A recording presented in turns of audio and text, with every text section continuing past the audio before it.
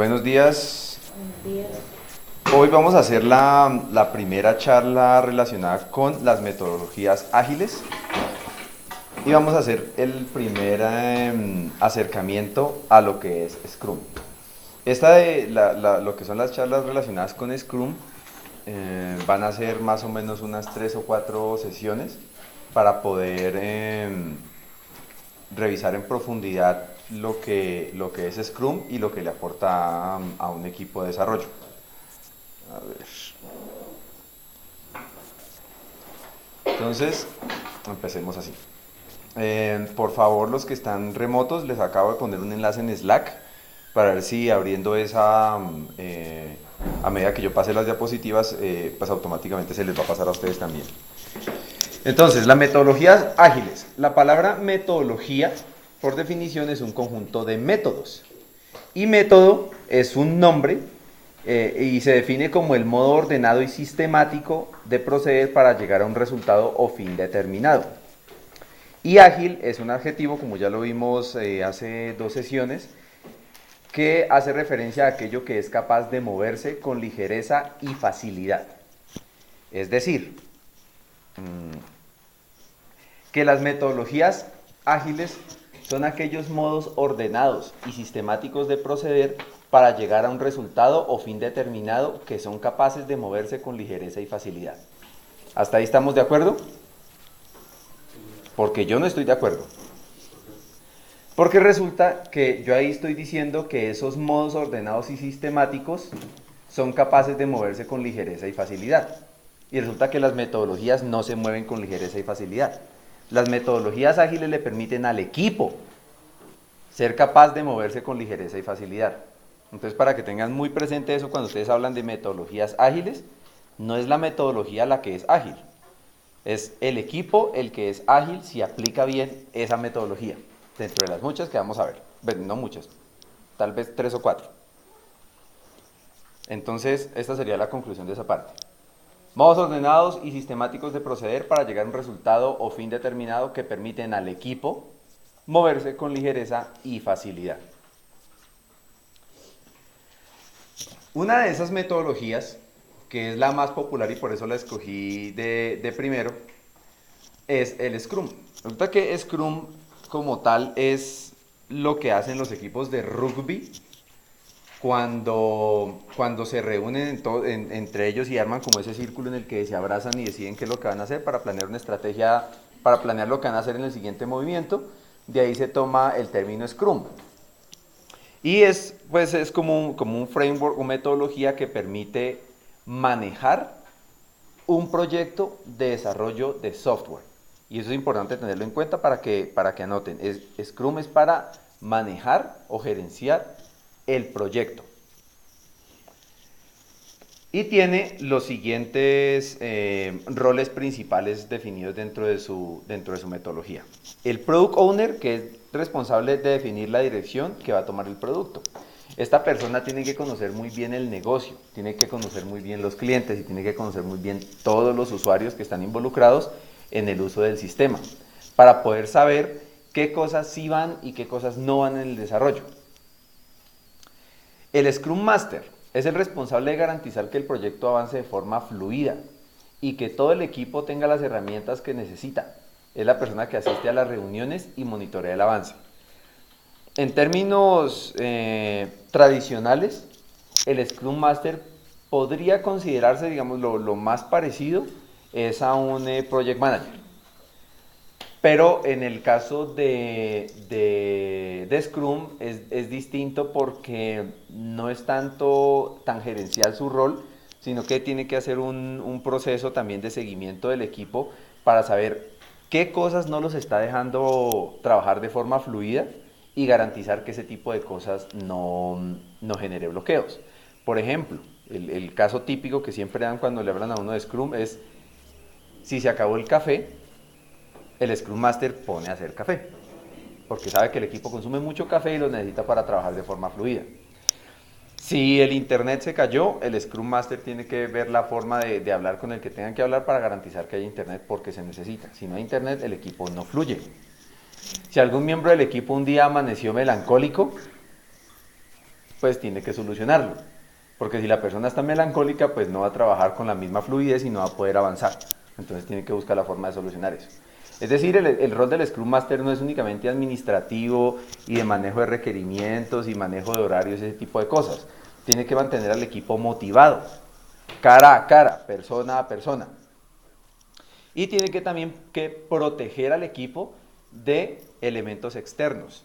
Es decir, si alguien como las personas de negocio, los gerentes, etcétera, llegan a contactar directamente al equipo, el Scrum Master debe encargarse de impedir eso, porque cualquier interrupción que venga de afuera puede entorpecer la agilidad. Ya les digo por qué. El equipo de desarrolladores, que son los responsables de implementar las funcionalidades que se necesiten, y los testers, que son responsables de encontrar defectos en las funcionalidades. Y aquí hay algo que también tienen que tener en cuenta, y es que cuando se hace un proyecto de software, yo tengo que, como desarrollador, tengo que buscar la forma de cumplir con lo que se pide y de llegar a un nivel de excelencia técnica pues que sea el máximo alcanzable. Y eso incluye entregar software sin errores. Los testers, por su lado, tienen la responsabilidad de encontrar defectos. Si un tester no encuentra defectos es porque no hizo bien su trabajo. El objetivo de hacer pruebas es encontrar errores. Si las pruebas no arrojan errores es porque no se hicieron bien. Entonces ahí llega un punto, en el que hay que buscar el equilibrio entre lo que hacen los testers y los desarrolladores, porque es como si fuera una especie de batalla entre ambos, en el que el desarrollador tiene que hacer las cosas de manera que el tester no le encuentre errores, y el tester tiene que buscar tanto y esculcar tanto cualquier funcionalidad que siempre tiene que encontrar un error para poder justificar su trabajo. Si un tester no encuentra errores, pues porque no está haciendo nada, es parte del producido. Y en ese punto, ahí es donde ya uno empieza a verle el nivel de calidad de las cosas que se entregan. Entonces, esos son los involucrados. El Product Owner, como conoce bien el negocio, él toma una lista de todos los requerimientos que hay, de todo como la lista de deseos que dan los usuarios finales de lo que les gustaría que tuviera la aplicación, y decide qué cosas van y qué cosas no van. Porque tiene la potestad de poder decidir si algo que pidió un usuario realmente se necesita, o es algo que se necesita para el negocio, o es algo que solamente le serviría a ese usuario por la razón que sea. Después de eso, después de decidir qué cosas van y qué cosas no van, se arman los requerimientos. Digamos, cada una de esas tarjetas llegan a un repositorio que se llama el Product Backlog, y llega en un formato que es a grosso modo el siguiente. Como un usuario de operaciones, quiero crear propuestas de campaña para que los clientes puedan saber cuánto les costaría una campaña antes de que se lance. Ese sería como el formato general. Y a ello sé quién va a realizar la tarea, qué funcionalidad se necesita y cuál va a ser el beneficio para el negocio. Una vez que se tiene armado todo eso, el Product Owner decide de esas funcionalidades que sí se van a hacer, cuáles van a ser parte del siguiente lanzamiento. Es decir, para el siguiente lanzamiento del producto, cuáles son las funcionalidades que se van a anunciar. Y fíjense que acá, en este instante de tiempo, ustedes deben olvidarse de cómo estamos trabajando nosotros, porque nosotros, como siempre estamos haciendo despliegues, etcétera, cuando interpreten esto del release planning, no piensen en cómo lo estamos haciendo nosotros actualmente, sino cómo lo describe Scrum. Ahí lo que se hace en el release planning es ver qué funcionalidades van a ir en el siguiente lanzamiento. Y aquí se asume que el siguiente lanzamiento bien podría ser en un mes o en 2 meses. Entonces, ¿qué funcionalidades vamos a entregar dentro de 2 meses? Después de que el Product Owner ha seleccionado todo eso, se mandan las historias que sí van a ir al Product Backlog, y después de eso se hace una reunión con el equipo de desarrollo para hacer 2 cosas. La primera es priorizar. Entonces en rojo puse la que tendría mayor prioridad, en amarillo la que seguiría en prioridad y en azul las demás. Y adicional a eso, el equipo estima cuánto tiempo se demoraría en cada una de esas tareas?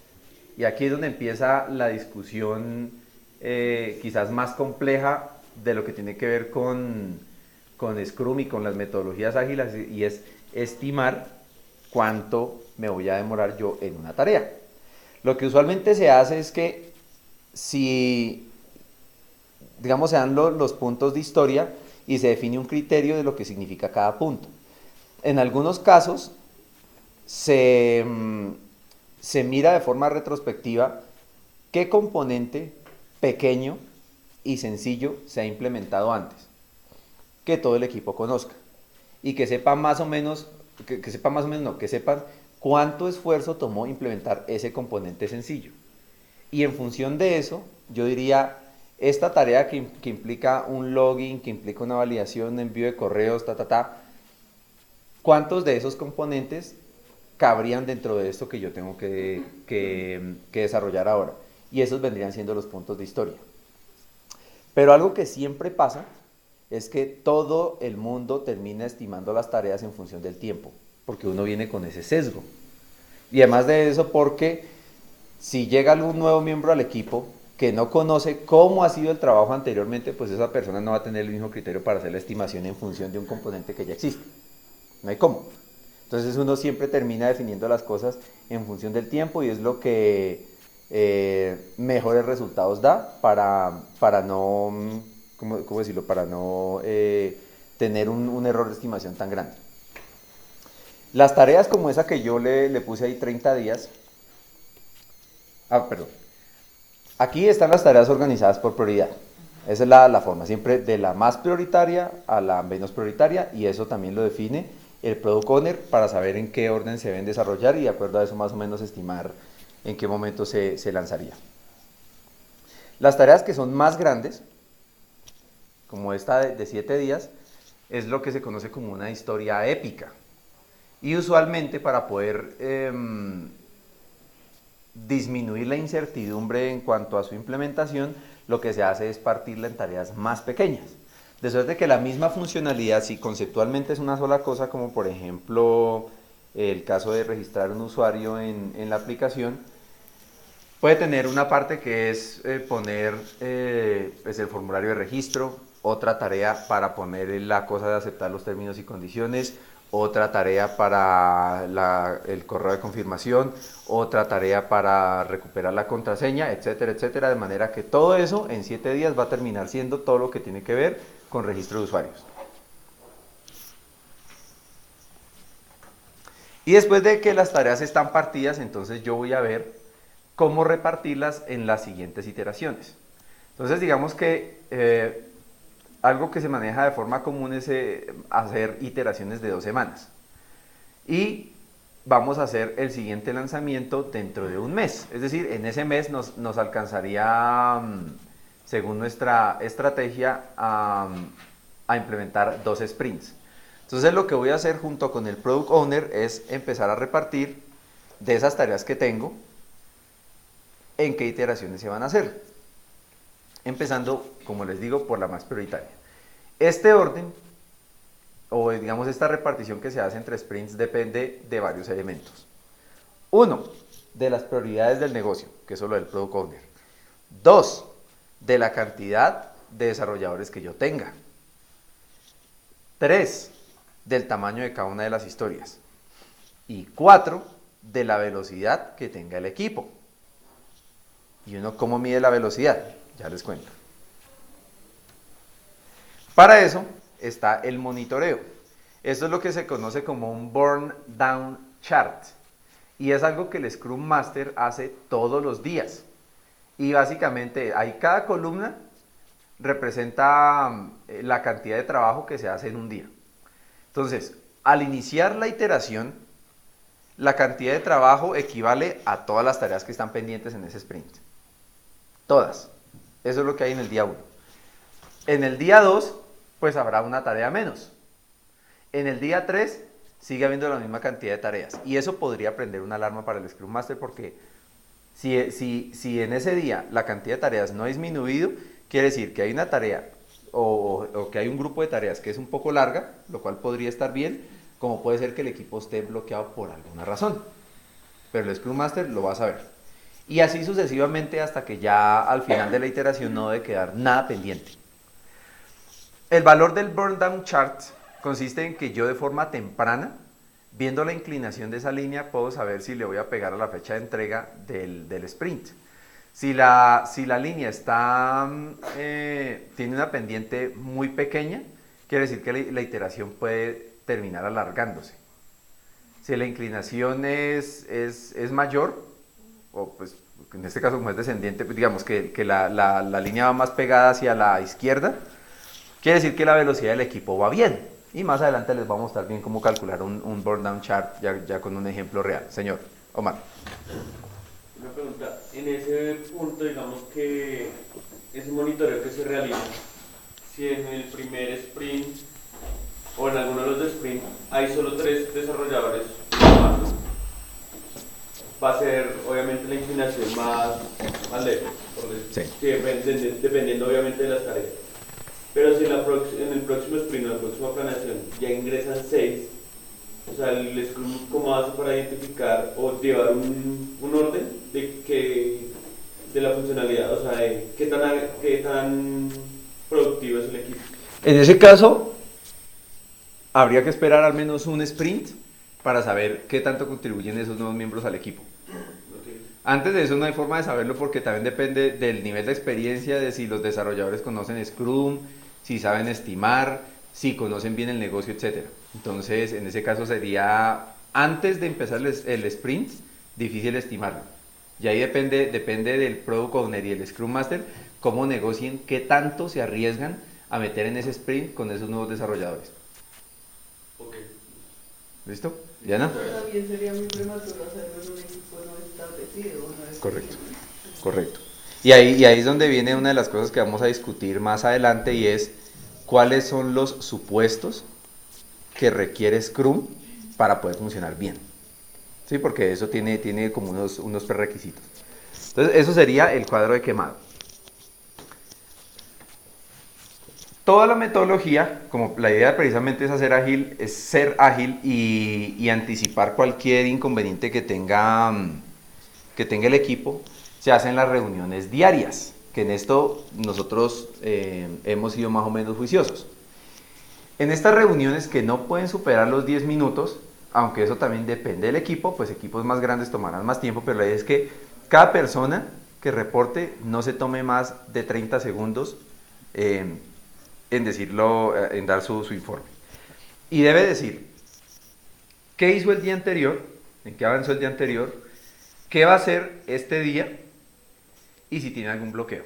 Por eso es importante que las reuniones de daily se hagan temprano, antes de que el día empiece, para que si alguien llega a tener algún bloqueo o alguien más tiene algo que aportar, pues eso se sepa desde el inicio del día y pues tenga impacto durante ese día. Las reuniones de daily no son para discutir si un requerimiento es importante o no, si yo es que más bien lo hago con el login de Facebook que con el login de no sé qué, porque esos ya son detalles de implementación y eso cada quien lo mira o lo discute en otro momento, pero el daily es únicamente para informar esas 3 cosas y no puede pasarse de los 30 segundos o del minuto que establezca el equipo, es un informe muy rápido. Si alguien tiene un bloqueo, después de que termine el daily, o también lo llaman el stand-up, alguien del equipo se ofrece a ayudar a la persona que esté bloqueada y ya pues trabajan un rato los dos.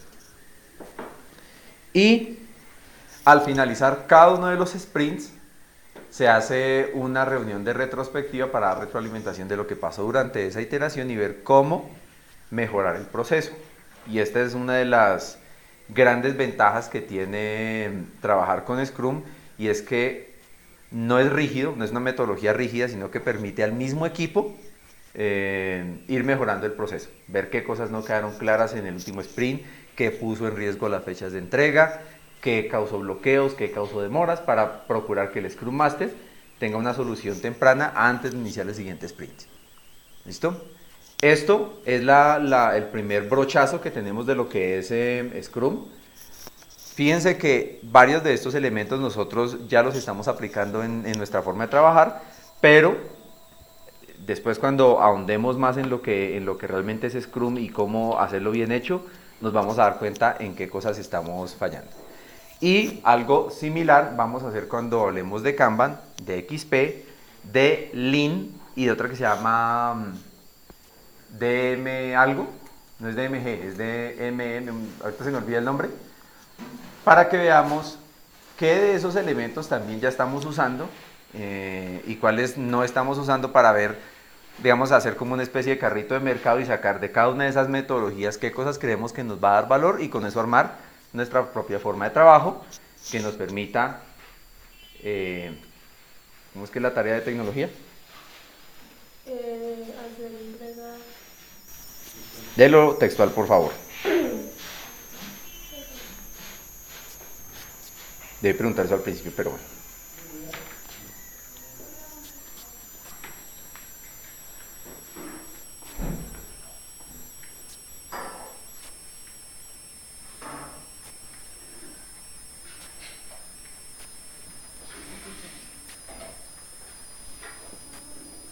Esa. Satisfacer al cliente mediante la entrega continua, temprana y continua de software con valor. Exacto. De los que están remotos, ¿tienen alguna pregunta o algo que agregar? No, señor. No, señor. Listo, ya voy a parar la grabación. Muchas gracias a todos. Ah, Omar, una pregunta. Señor. En Scrum yo siempre tengo la duda de, listo, un desarrollador, digamos que en el planning se sienta y tiene el acuerdo con el equipo de dar una fecha estimada.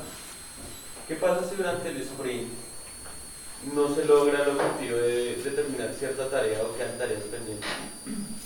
Así se haya, digamos, que en los dailies informado, pero realmente el inconveniente es aún mayor y le tomó 1 o 2 días solucionar ese inconveniente, o cosas como eso. En esos casos, lo que hace el Scrum Master es de negociar con el Product Owner qué cosas se sacrifican. Pero, si el Scrum se hace de forma apropiada, en el momento en que el equipo hace la reunión de planeación y de estimación, deben contemplar esas cosas. De manera que una historia no recibe su estimación, sus puntos de historia, si no está 100% clara. Pero igual, como todo es negociable, si en algún momento llega a haber un bloqueo por la razón que sea de algo que a todo el mundo se le escapó, que nadie contempló, entonces ahí el Scrum Master entra a negociar con el Product Owner. ¿Listo? Muchas gracias, muchachos, hablamos mañana.